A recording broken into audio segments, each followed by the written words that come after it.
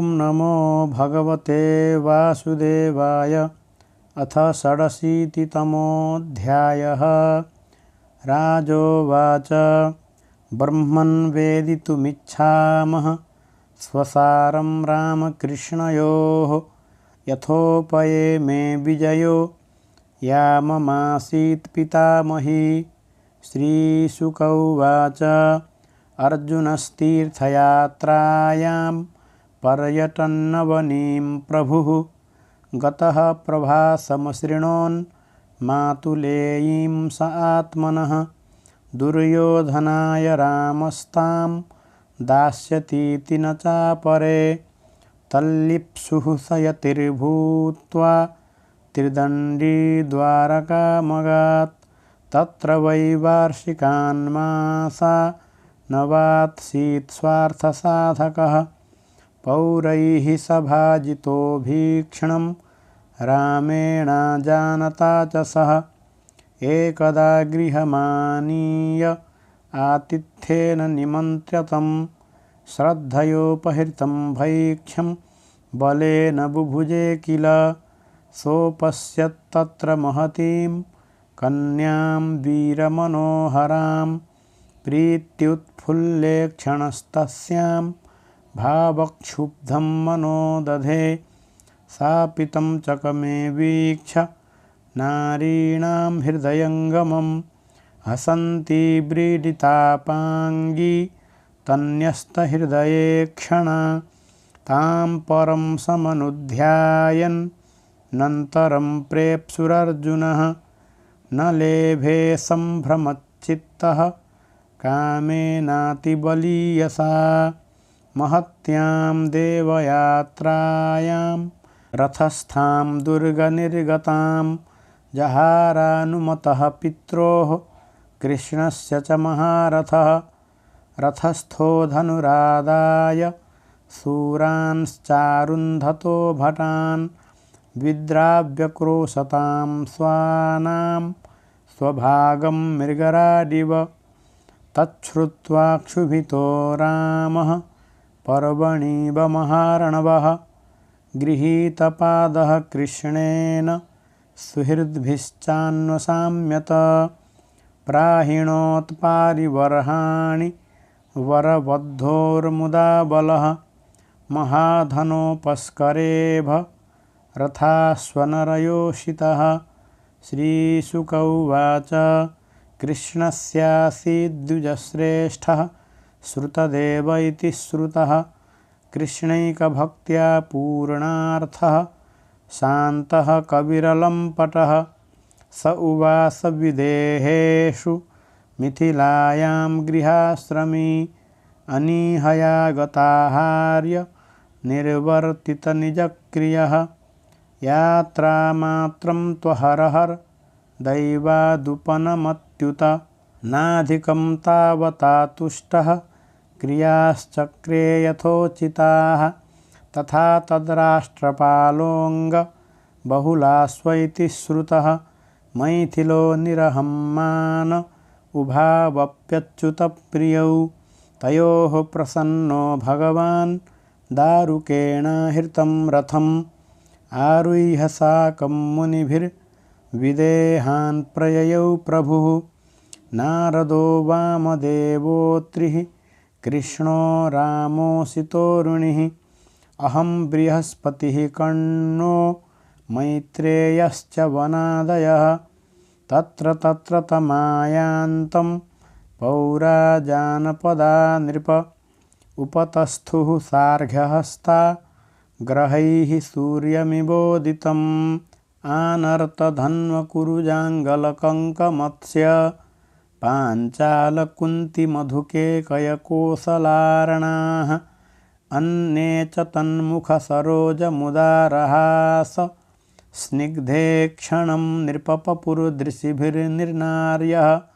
तेभ्यः स्ववीक्षणविनष्टतमिस्रदृग्भ्यः क्षेमं त्रिलोकगुरुरर्थदृशं च यच्छन्।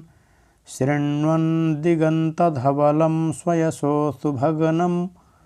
गीतं सुरैर्निर्विरगाच्छनकैर्विदेहान्।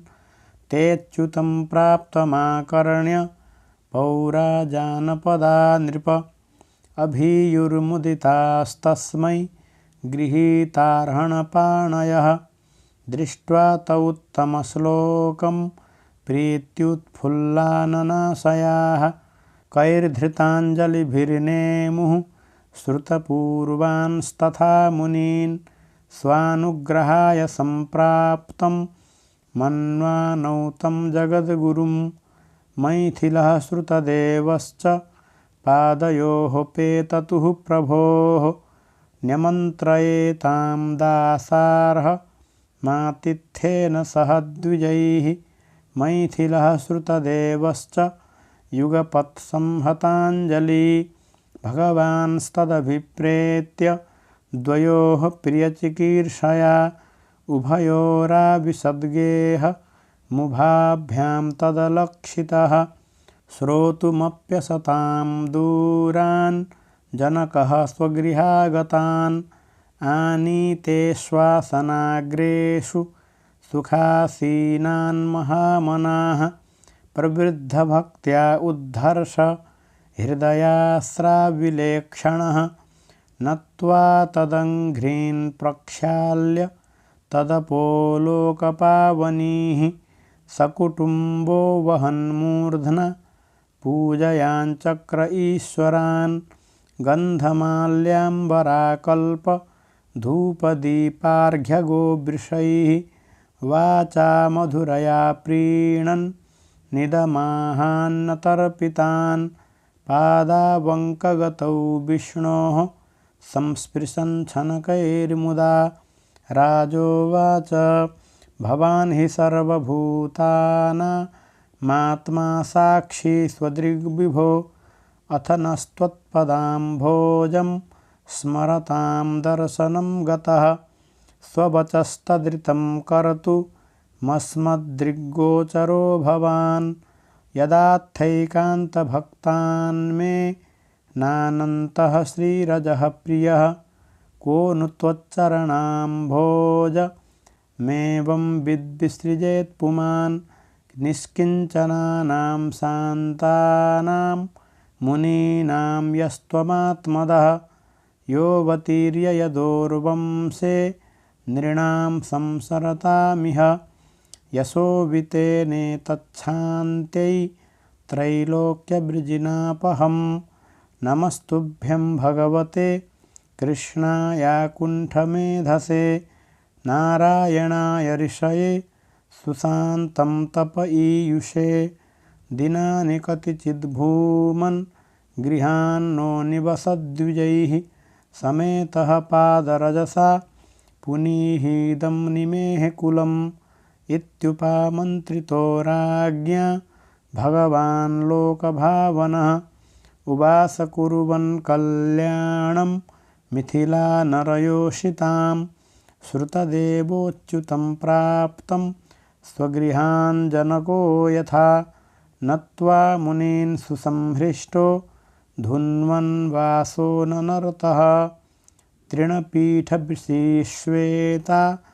नानीतेषूपवेश्य सः स्वागतेनाभिनन्द्याङ्घ्रीन् सभार्यो वनिजे मुदा तदम्भसा महाभाग आत्मानं सगृहान्वयं स्नापयाञ्चक्र उद्धर्षो लब्धसर्वमनोरथः फलार्हणोऽशीरशिवामृताम्बुभिर्मृदासुरभ्या तुलसीकुशाम्बुजैः आराधयामास यथोपपन्नया सपर्यया सत्त्वविवर्धनान्धसा सतर्कयामास कुतो ममान्वभूद् गृहान्धकूपे पतितस्य सङ्गमः यः सर्वतीर्थास्पदपादरेणुभिः कृष्णेन चास्यात्मनिकेतभूसुरैः सुपविष्टान् कृतातिथ्यान् श्रुतदेव उपस्थितः सभार्यस्वजनापत्य उवाचाङ्घ्र्यविमर्शनः श्रुतदेव उवाच नाद्य नो दर्शनं प्राप्तः परमपुरुषः यर्हीदं शक्तिभिः सृष्ट्वा प्रविष्टो ह्यात्मसत्तया यथा शयानः पुरुषो मनसैवात्ममायया सृष्ट्वा लोकं परं स्वाप्नमनुविश्यावभासते शृण्वतां गदतां सस्वदर्चतां त्वाभिवन्दतां नृणां संवदतामन्तर्हृदि भास्यमलात्मनां हृदि स्थोऽप्यतिदूरस्थः कर्मविक्षिप्तचेतसाम् आत्मशक्तिभिरग्राह्योऽप्यन्त्युपेतगुणात्मनां नमोऽस्तु तेऽध्यात्मविदां परात्मने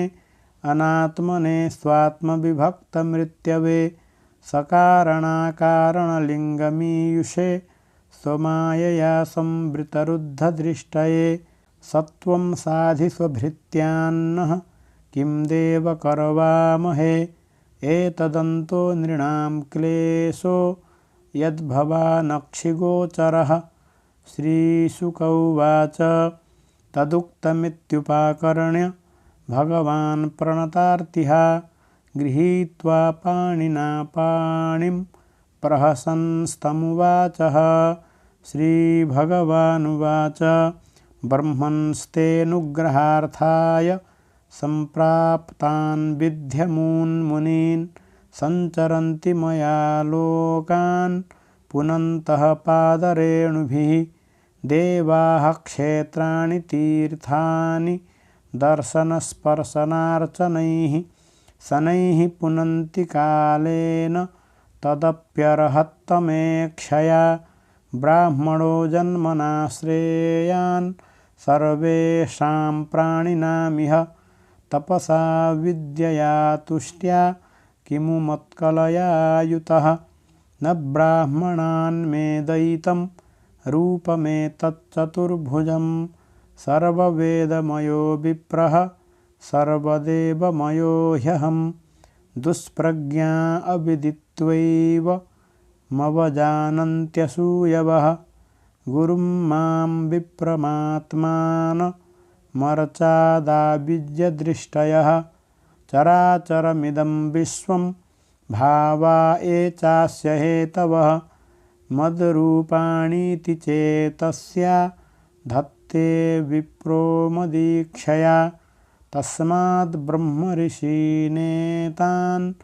ब्रह्मन्मच्छ्रद्धयार्चय एवं चेदर्चितोऽस्म्यद्धा नान्यथा भूरिभूतिभिः। श्रीशुक उवाच स इत्थं प्रभुनादिष्टः सः कृष्णान् द्विजोत्तमान् आराध्यैकात्मभावेन मैथिलश्चापसद्गतिम् एवं स्वभक्तयो राजन् भगवान् भक्तभक्तिमान् उषित्वादिश्य सन्मार्गं पुनर्द्वारवतीमगात्। श्रीमद्भागवते महापुराणे पारमहंस्यां संहितायां दशमस्कन्धे उत्तरार्धे श्रुतदेवानुग्रहो नाम षडशीतितमोऽध्यायः।